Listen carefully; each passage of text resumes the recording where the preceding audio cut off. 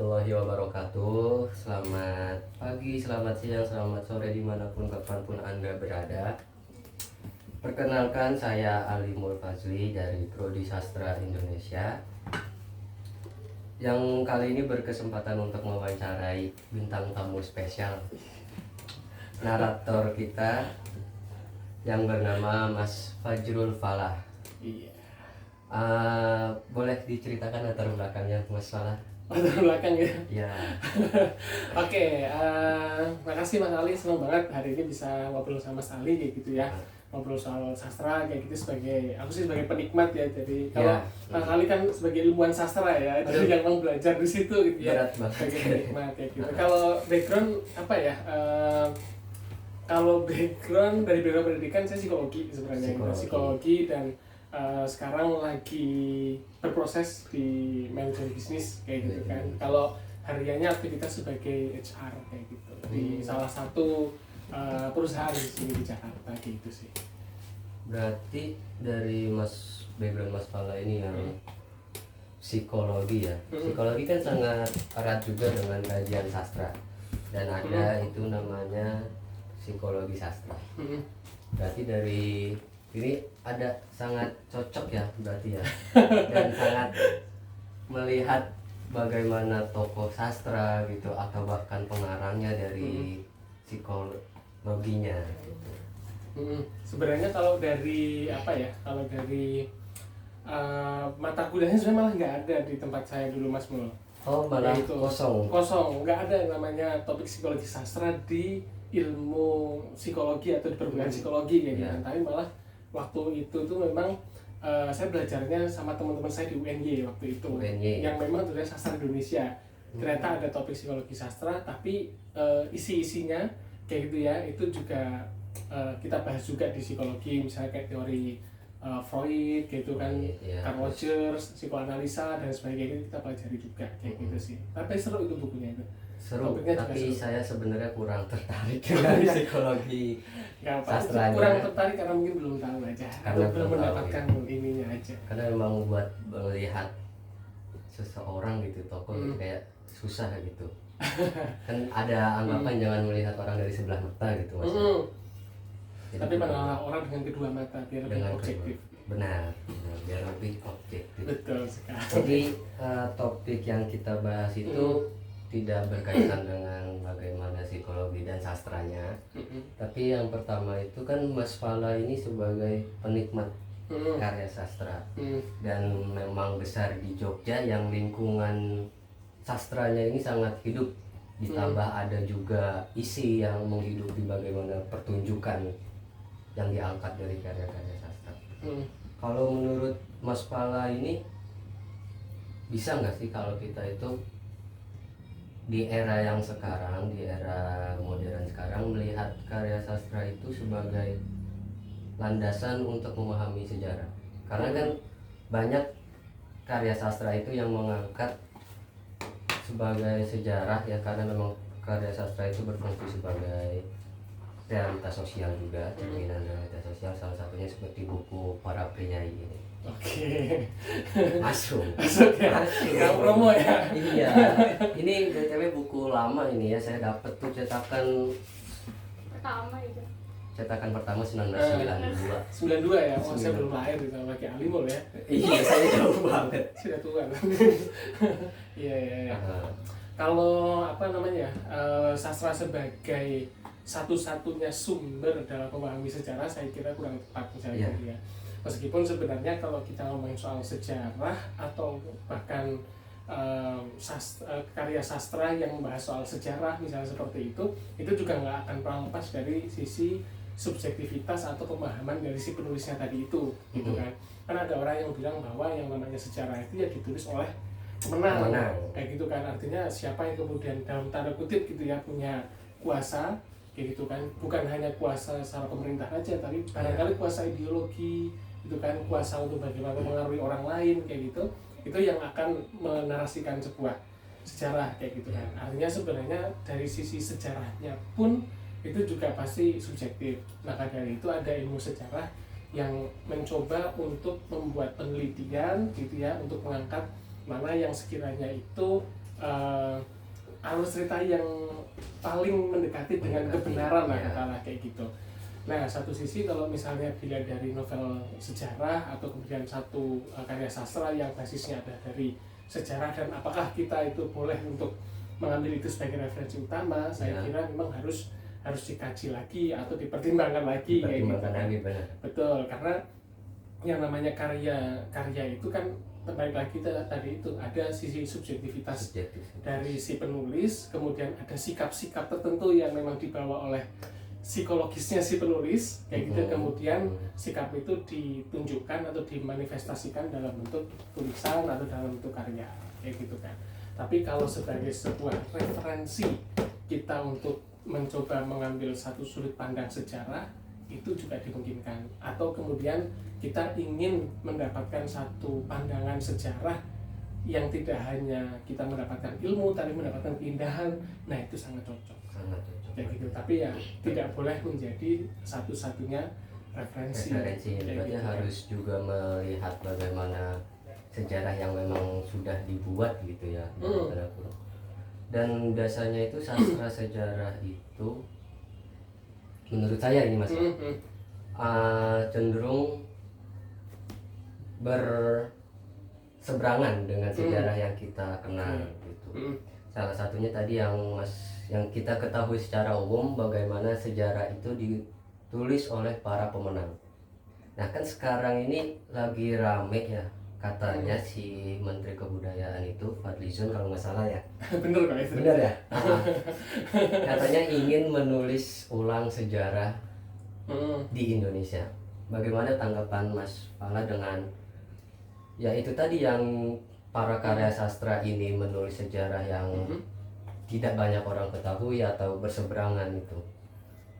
Ya kalau misalnya kan ada orang yang bilang kayak gini nih Mas Alimo. Ada orang yang bilang kalau kita berprasangka baik terhadap orang lain namanya husnuzon. Kalau misalnya kita berprasangka buruk terhadap sesuatu atau seseorang namanya suudzon. Nah kalau yang suka membuka perkara baru namanya fadlizon. Masuk. Kan memang suka bikin kontroversi kan, kayak gitu. Banyak prasangka atau memperbanyak prasangka itu namanya fadlizon kayak gitu. Nah, tapi kalau dari saya sendiri sih, kalau melihatnya ini ya, kalau misalnya sejarah itu dibakukan kayak gitu ya, sejarah itu dibakukan atau katakanlah ya dijadikan satu referensi yang wajib misalnya kayak gitu, itu juga menjadi semacam menjadi pertentangan juga kalau bagi saya kayak gitu kan. Kenapa? Karena tentu ada sudut pandang yang di dalamnya itu ada nuansa politiknya. Memang itu salah satunya pasti demi kepentingan politik. Betul kayak gitu. Apalagi kemudian yang lebih bahaya itu kan ketika satu bangsa itu melupakan sejarahnya. Kayak gitu kan. Ketika misalnya kita ngomongin misalnya ya G30 SPKI misalnya seperti itu, yang selama ini kita lihat kan bagaimana kemudian PKI ini di framing kayak gitu ya, dengan segala keburukannya tanpa diimbangi dengan bagaimana cara orang-orang atau pemerintah itu ketika waktu itu gitu ya membernaskan orang-orangnya. Padahal itu saya dapat info tentang G30 PKS itu ya salah satunya ya demi mengangkat orde baru. Salah satunya. Gitu. Makanya jangan sampai kemudian sejarah dipolitisasi atau kemudian sastra itu dipolitisasi. Kalau dulu misalnya pemerintah itu membuat satu sejarah baru kayak gitu ya, jangan lupa bahwa kemudian ada sudut pandang yang lain yang tidak boleh untuk dibatasi kritiknya kayak gitu. Kalau misalnya balik lagi ya pemerintah katakanlah Fadlizon kayak gitu ya, dia mengeluarkan sejarah baru, itu kalau menurut saya silahkan ya monggo gitu kan. Tapi jangan kemudian ditutup keran kritik dari orang-orang yang melihat si tulisan itu kayak gitu. Jangan sampai ya kejadian orde baru itu kembali lagi ya. Bukannya udah ya? Oh iya udah fungsi ABRI itu udah. Aduh. Berat. Makanya ini kan karena memang pengaruh politik juga sangat berat lah untuk perkembangan sastra ya, apalagi di era modern sekarang ini kan. Tadi Mas Fala bilang lagi belajar di manajemen bisnis. Selain politik, ideologi itu juga mempengaruhi atau menghambat bagaimana sastra itu beredar. Nah menurut Mas Fala sendiri ini bagaimana melihat industri sastra, karena kan belakangan ini ya tidak hanya di industri sastra ya, dimanapun seringkali yang diangkat itu termasuk kepada minat pasarnya, sehingga kadang genre-genre sejarah yang ini seringkali dipinggirkan gitu, dan lebih mengangkat topik yang populer. Bagaimana menurut pandangan Mas Fala yang memang belajar di manajemen bisnis ini? Kalau dilihat dari sisi industri kan memang kalau kita kalau ngomongin industri, ngomongin kemudian bisnis dan sebagainya kan memang tidak akan pernah lepas dari sisi mengambil keuntungan lah, katakanlah kayak gitu. Benar, mengambil keuntungan dari sisi finansial kayak gitu kan. Tapi kita harus lebih paham lagi bahwa bisnis itu sebenarnya ujungnya itu bukan mengambil keuntungan loh. Apa itu kalau bukan mengambil keuntungan? Tapi bisnis itu sebenarnya sebagai life support system. Itu jadi bagaimana kemudian bisnis itu dipandang sebagai cara kita untuk bisa bertahan hidup. Nah itu yang perlu kemudian diluruskan, bahwa tidak semua bisnis atau hakikatnya bisnis itu bukan untuk semata-mata mengambil keuntungan saja, tapi juga memandang bahwa bisnis itu sebagai cara kita untuk bertahan hidup. Dengan cara apa? Tukar menukar jasa, dengan cara kemudian kayak saya punya nilai itu kemudian diberikan kepada orang lain mendapatkan kemanfaatan itu balik ke kita dalam bentuk bermacam-macam, misalnya seperti itu. Nah kalau dari sisi sastra kemudian bisnis misalnya seperti itu, sastra itu kan juga perlu perlu sisi finansialnya juga untuk kemudian harus dilakukan ekspansi dan sebagainya kayak gitu Mas Ali. Butuh kok kemudian. Kenapa? Karena balik lagi, salah satu prasyarat kemandirian ideologi adalah kemandirian ekonomi. Artinya ketika misalnya kita sudah sudah tercukupi misalnya seperti itu ya, katakanlah, atau kita siap dengan finansial seperti itu, kita akan lebih mudah tuh dalam menyebarkan gagasan lewat karya-karya sastranya kayak gitu. Nah pertanyaannya, kan ada nih sastra yang sangat idealis gitu ya, sastra yang ya mungkin sastra yang sifatnya cenderung indie, atau kita bilangnya sastra yang alternatif kayak gitu ya, gitu kan, bukan arus utamanya misalnya seperti itu, harus seperti apa bersikapnya gitu kan. Nah satu sisi kalau dari sudut pandang industri memang pengennya kan mendapatkan keuntungan tadi itu, makanya dilihat pasarnya, pasar itu suka seperti apa, dan kemudian kita itu membuat karya sesuai dengan pasarnya. Satu sisi gitu kan, satu sisi ada orang yang kemudian punya pemahaman sendiri atau idealisme sendiri gitu kan, tapi dia tidak laku di pasaran. Terus kemudian harus seperti apa kayak gitu kan. Harus seperti apa, karena kan ini ya banyak itu, bahkan para penulisnya sendiri itu mengaku cenderung susah mendapatkan ekonomi dari hanya sekedar menulis. Makanya tidak jarang orang yang ikut kontrak dengan penerbit-penerbit yang sudah menggurita di negara kita ini. Cuma terkadang itu dengan tuntutan penerbit yang meminta tuntutan sebagaimana sesuai pasarnya, seringkali dia itu, para penulisnya itu mengurangi atau mengorbankan idealismenya itu, dan juga malah mereka itu cenderung ya sudah mengikuti aja daripada sayanya tidak punya uang umpama. Nah itu kalau seperti itu gimana itu? Kalau dari saya sih memang pada akhirnya kan tergantung sikap dari penulisnya. Sikap dari penulisnya itu akan kemudian mengikuti mengikuti arahan dari penerbitnya kayak gitu ya, untuk kemudian menggadaikan dalam tanda kutip ideologinya, atau kemudian dia tetap bertahan kayak gitu kan dengan idealismenya yang dia inginkan misalnya seperti itu. Nah selain kalau dari sudut pandang penulis kan kayak gitu, dengan sikapnya aja mau pilih A atau pilih B kayak gitu kan. Tapi yang lebih penting atau yang bisa dipikirkan bersama dan itu sifatnya jangka panjang adalah bagaimana ekosistemnya. Ekosistem industri sastranya itu juga membuat orang-orang itu suka loh misalnya dengan genre-genre yang lebih genre yang kalau enggak dibalik malah Mas Ali. Bagaimana kemudian topik-topik sosial, topik-topik yang berpihak terhadap kaum-kaum yang lemah, topik-topik kritik sosial itu malah menjadi populer. Ya itu kayak gitu. Untuk mengangkat hal demikian ya saya rasa itu butuh namanya apa ya sih kayaknya effort yang lebih terus juga keterbukaan bagaimana para pembaca dalam mengkritik sosial kita kan. Iya, Karena ya. kita lihat kan masyarakat sekarang itu waduh kacau gitu. Melihat bagaimana generasi muda kita yang kacau ya. Baca aja Nggak mau. Nah. Bagaimana kita bisa mengangkat isu-isu yang sangat tertinggal, yang sangat tidak ingin dibahas itu, sehingga bisa menciptakan marketnya. Kalau misalnya kita nggak akan lepas dari yang namanya agitop istilahnya. Agitop itu ada agitasi, propaganda, dan retorika. Kayak gitu, atau agitasi, retorika, dan propaganda sebenarnya. Artinya bagaimana kemudian kita punya idealisme, kita punya pemahaman itu menjadi populer misalnya seperti itu. Nah itu ada sisi agitasi atau perjuangan untuk apa ya, katakanlah membuat orang satu persatu untuk kemudian tahu gitu kan. Ada propaganda bagaimana isu-isu sosial itu kemudian digaungkan kayak gitu kan. Tapi juga ada retorika itu muncul dalam orangnya, ada orang tokoh yang kemudian mempopulerkan itu semuanya kayak gitu. Nah itu kalau aku rasa sih sebenarnya sudah mulai banyak kok untuk kemudian orang-orang itu yang ngambil tetap punya idealisme kayak gitu ya, tapi kemudian dialihwahanakan.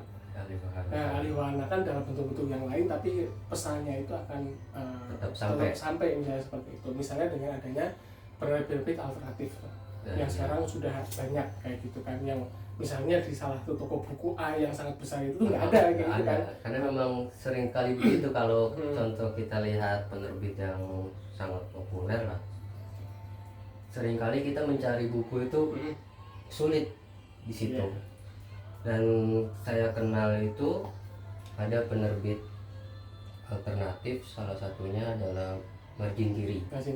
Itu terbitan dia itu sangat-sangat bagus ya, yang belakangan ini banyak menguak-nguak sejarah-sejarah juga. Salah satunya itu yang siapa?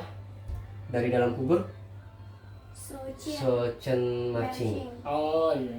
Itu beliau itu cerita katanya naskahnya itu sering kali ditolak karena memang benar-benar menggambarkan realita apa adanya, bagaimana tokoh A ini atau tempat ini itu ada di dalam novel, sehingga dia itu sering kali diminta untuk menghapus atau mensensor.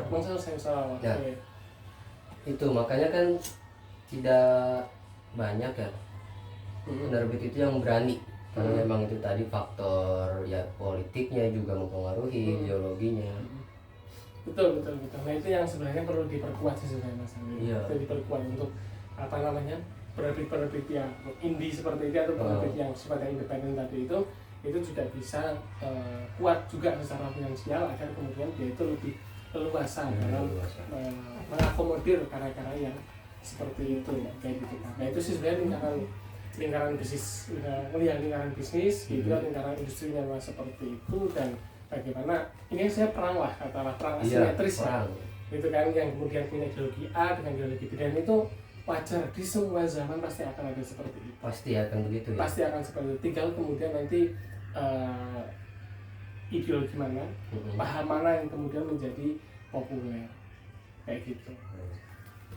Gitu sih. Jadi tinggal PR-nya adalah ya buat kita bersama kayak gitu. Iya, ini kita sebagai yang melek lah hitungannya. Bagaimana menyadarkan para generasi di bawah kita gitu Mas ya. Lalu apa ya, sepertinya nggak akan lama lagi ya. Menurut Mas Pala ini bagaimana atau apa bisa kasih rekomendasi buku yang memang sangat wow gitu. Maksudnya itu terlepas dia yang hanya membahas percintaan melulu ya, gitu kan. Apa yang lain? Kalau saya sih apa ya, nggak akan lepas, karena ya baik lagi Mas Ali ya, karena yang namanya sastra itu kan bisa diterima oleh pembacanya karena barangkali pembacanya kan nyaman atau punya banyak kesamaan. Saya senang banget sama karya-karya yang yang punya keberpihakan terhadap orang-orang yang lemah. Kayak kalau orang bilang itu kaum mustadafin lah, kayak gitu kan. Karena dari sudut pandang seperti itu tuh membuat kita lebih kaya kayak gitu kan. Nah, buku rekomendasi buku tidak akan pernah lepas dari karya-karya Ahmad Tohari kalau saya jujur. Top 3 ini, top 3 buku Ahmad Tohari menurut Mas Top 3 ya, oke. Top 3 buku Ahmad Tohari menurut saya pertama Kubah. Nomor 1 Kubah. Nomor 1 itu Kubah. Nomor 1 Kubah itu menceritakan apa, Mas? Jadi Kubah itu menceritakan tentang bagaimana rekonsiliasi orang yang tertuduh di tahun 65 ya. Jadi yang tertuduh dia itu sebagai simpatisan PKI, kemudian setelah itu dia kembali kayak gitu menjadi orang yang baru kayak gitu kan. Nah, itu keren kenapa? Karena itu adalah buku yang pertama kali terbit kalau nggak salah di tahun 82 gitu kan, yang berani untuk menyampaikan gagasan tentang rekonsiliasi terhadap ex tertuduh PKI. Dan waktu itu Ahmad Tohari ditangkap kurang lebih kalau nggak salah 3 sampai 1 minggu. Iya, karena memang di masa Orba itu ya. Betul kayak gitu. Dan penjamin waktu itu Pak Ahmad Tohari itu katakanlah minta untuk polisi gitu ya, polisinya minta siapa yang bisa menjamin kamu ketika bebas. Kemudian diberikan nomor telepon PBNU waktu itu. Gus Dur kemudian yang menjamin bahwa orang ini tidak terlibat PKI. Nah, jadi belakangnya itu ada apa namanya? Ada historical juga dari situ. Satu itu. Yang kedua itu novel Ahmad Tohari yang orang-orang proyek. Orang-orang proyek itu novel masih bukan cerpen itu. Novel orang-orang proyek. Jadi novel itu tuh sebenarnya bercerita tentang ada seorang insinyur gitu ya, teknik sipil yang dia itu pulang ke desa gitu ya, dan kemudian diminta untuk membuat jembatan. Sederhana sekali ya. Iya kan, cuma disuruh untuk bikin jembatan doang. Tapi ternyata di balik itu ada kepentingan politik yang masuk, dan kemudian ada mandor-mandor yang suka korupsi. Nah, pertentangan ideologinya di situ, pengen bikin yang terbaik untuk masyarakat, tapi satu sisi kepentingan politik itu si politisnya bilang udah itu cuma formalitas, cuma janji kampanye. Tapi satu sisi mandornya itu pengen korupsi semuanya. Akhirnya apa, kualitas bangunannya itu dikorbankan. Endingnya tinggal dibaca sendiri. Itu sangat mencerminkan budaya kita sekali. Betul sekali. Sama kayak yang tadi sastra populernya itu. Sastra populer. Yang bagaimana penulis-penulis yang sudah dikontrak dengan penerbit besar harus menurunkan ideologinya. Iya, atau menyesuaikan lah ya. Menyesuaikan lah. Kayak gitu. Yang ketiga terakhir. Yang ketiga ini agak bingung ya, antara Senyum Karyamin sama Mata yang Nak Dipandang. Senyum Karyamin itu yang tipis bukan sih, Mas? Cerpen. Ya. Kalau mungkin nomor 3 tetap itu sih, Senyum Karyamin sih. Kenapa? Karena kalau bagi saya si Senyum Karyamin itu benar-benar bisa mengejawantahkan pemahaman tentang kesederhanaannya orang desa, dan bagaimana ekspresi kebudayaan itu tercermin di dalam buku itu kayak gitu. Ada sisi kesederhanaan, ekspresi budaya, dan nilai-nilai yang kemudian betul-betul dijaga di situ sih. Terakhir Mas Fala kan sebagai penikmat nih karya sastra, pernah nulis gak gitu apa cerpen atau puisi gitu? Karena ya ini pendapat saya, rata-rata para penulis novel, penulis karya sastra itu tidak lahir dari seseorang yang belajar sastra. Iya. Benar kan? Nah, makanya ada polemik sendiri nih dalam diri saya, bagaimana apakah saya yang sebagai pembelajar sastra ini nantinya harus menuliskan novel atau tidak, itu yang pertama. Yang kedua, yang disebut sastrawan itu siapa? Apakah kita yang belajar atau yang nantinya mengkritik ya, sebagai pembelajar kan tentu harus mengkritik karyanya, atau yang melahirkan karya sastra? Saya nggak tahu ya, nggak tahu karena yang pertama saya bukan ilmuwan sastra gitu kan. Karena Mas Alimul sebenarnya nantinya akan jadi ilmuwan sastra kan di situ kan. Yang jelas sih kalau seorang ilmuwan sastra itu saya rasa tidak punya kewajiban tidak punya kewajiban untuk bisa menulis atau untuk bisa membuat sebuah karya sastra. Ya. Karena ilmuwan sastra kan dia yang kemudian mengkritisi karya sastra itu, menganalisa karya sastra, kemudian setelah itu barangkali bisa menemukan hal-hal baru dalam sastra sebenarnya di situ. Nah, tapi ketika misalnya dia itu bisa selain jadi ilmuwan tapi juga jadi sastrawan atau orang yang menulis sastra, itu akan jauh lebih fenomenal seperti Sapardi Djoko Damono kayak gitu, yang beliau itu selain juga menjadi sastrawan atau penulis sastranya, beliau pun juga seorang profesor atau ilmuwan sastra, dan itu susah banget ditemuin orang-orang yang betul. seperti itu. Pak Sapardi itu kan banyak melahirkan buku sosiologi ya kemasyarakatan gitu, karena emang sebagai orang yang menulis gitu tuh harus, menurut saya ya, selain dia itu harus melek kepada masyarakat, minimal sekali dia itu melek kepada karya-karya yang lain, karena kan penulis itu pasti berdiri atas bacaan-bacaan dia yang kemudian itu disusun lagi gitu sih. Kalau siapa yang disebut sastrawan ya mungkin Mas Ali yang lebih tahu kayak gitu ya. sebagai penikmat sastra ya, saya sih menikmati apapun yang kita baca kayak gitu aja. Baik, terima kasih Mas Fala, terima kasih kepada semuanya yang nanti menonton. Akhir kata saya ucapkan Assalamualaikum warahmatullahi wabarakatuh. Waalaikumsalam.